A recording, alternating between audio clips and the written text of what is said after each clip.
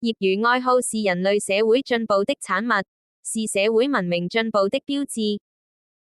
古今中外但凡發明創造者都有其業餘愛好，而偉大的發明出自業餘愛好者之手的例子更是不勝枚舉。電氣研究先驅富蘭克林12歲就當印刷學徒，且從未離開過印刷業。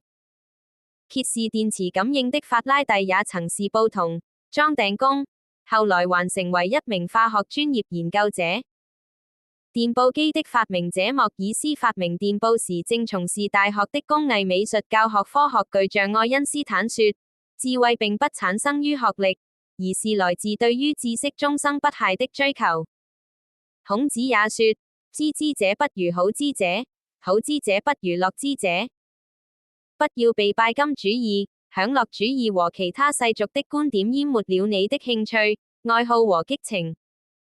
我們的祖國正需要千千萬萬個愛迪生式的發明家，而當今世界人才的激烈競爭也正呼喚着每一個有志者在自己的業餘愛好中去鑽研、去實踐、去塑造，以發現嶄新的自我。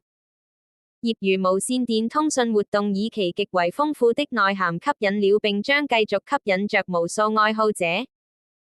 其科技性、先進性、實用性、群眾性、國際性使這項活動與其他任何業餘興趣活動有着很大的不同。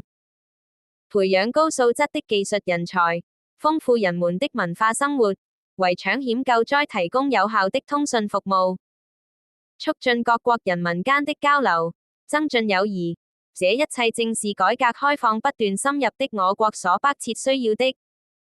正因為這樣，業餘無線電通訊活動及其標誌，業餘電台正越來越受到國家和各有關方面的重視，推動發展和加強管理的一系列法規、政策也已日趨完善。我國有着大量的無線電技術愛好者，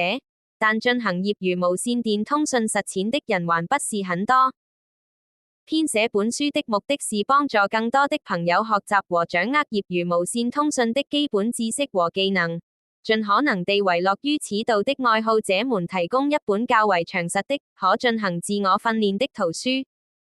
改革開放的春風已吹綠了中國業餘無線電通訊芳草地，業餘電台正如雨後春筍般出現在神州大地。願愛好者在這裡吸取更多的雨露和陽光，培育出更加絢麗奪目的 ham 之花。Thank you。